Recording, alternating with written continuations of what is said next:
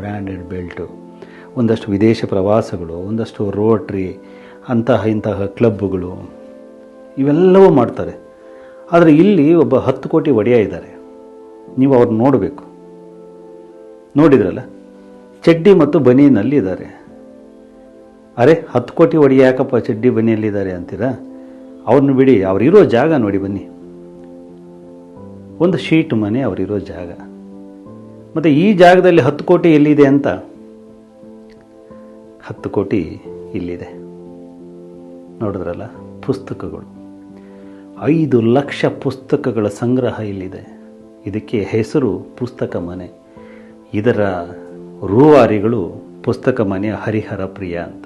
ಕನ್ನಡದ ಬಹಳ ದೊಡ್ಡ ಸಾಂಸ್ಕೃತಿಕ ಚೇತನ ಅವರು ತಮ್ಮ ಬದುಕಿನ ಸುಮಾರು 6 ದಶಕಗಳನ್ನು ಈ ಪುಸ್ತಕಗಳ ಜೊತೆ ಕಳೆದು ಬಿಟ್ಟಿದ್ದಾರೆ. ತನ್ನ ಸರ್ವಸ್ವವನ್ನು ಈ ಪುಸ್ತಕಗಳಿಗೋಸ್ಕರ ಮೀಸಲಿಟ್ಟಿದ್ದಾರೆ. ಆದರೆ ಇವತ್ತು ಆ ಪುಸ್ತಕಗಳೇ ಉಸಿರುಗಟ್ಟಿ ಸಾಯ್ತಿದ್ದಾವೆ. 5 ಲಕ್ಷ ಪುಸ್ತಕಗಳನ್ನು ಒಂದು 2 ಎಕರೆ ಜಾಗ ಆದರೂ ಬೇಕು ಇಡಲಿಕ್ಕೆ.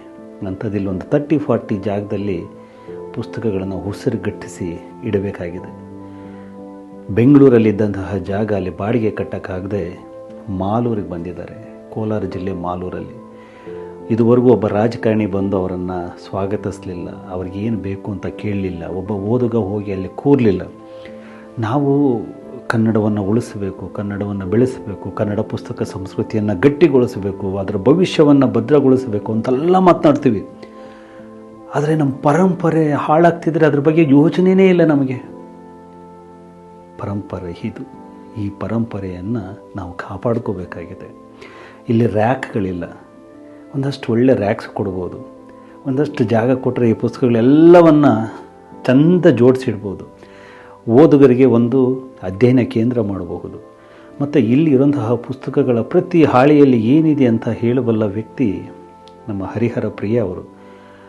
ಅವರ ಸಂಪೂರ್ಣ ಸದುಪಯೋಗ ಈ ನಾಡಿಗೆ ಆಗೋದ ರೀತಿ ನೋಡ್ಕೋಬಹುದು. ಆದರೆ ನಾವು ಮರ್ತಿದ್ದೇವೆ. ಭವಿಷ್ಯವನ್ನು ಮುಂದೆ ಇಟ್ಕೊಂಡು ಭವಿಷ್ಯದ ಭ್ರಮೆಯಲ್ಲಿ ಭೂತವನ್ನು ಮರಿತಾ ಇದ್ದೀವಿ, ಪರಂಪರೆಯನ್ನು ಮರಿತಾ ಇದ್ದೀವಿ.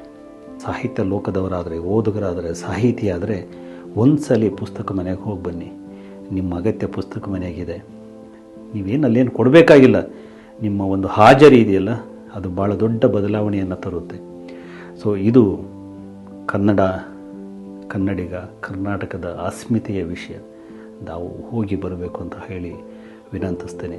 ಮಾಲೂರು, ಕೋಲಾರ ಜಿಲ್ಲೆಯ ಮಾಲೂರು ತಾಲೂಕಿನ ಗ್ರೀನ್ ಸಿಟಿ ಸ್ಕೂಲ್ನ ಎದುರುಗಡೆ ಇದೆ ಇದು.